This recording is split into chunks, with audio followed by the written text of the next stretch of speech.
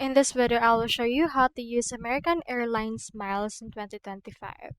So to head over first to AA.com, which is the American Airlines website. Now, once you have done that, next thing you need to do is you can head over and then log in or join them, or you can also book a flight without logging in, but you may be prompted to do this later as well. Now, for this one, you can see in here on the book page, we have in here this redeem miles option. So you can head over and then check that and then input right here your origin airport. So for example, let's head over and then use in here United States.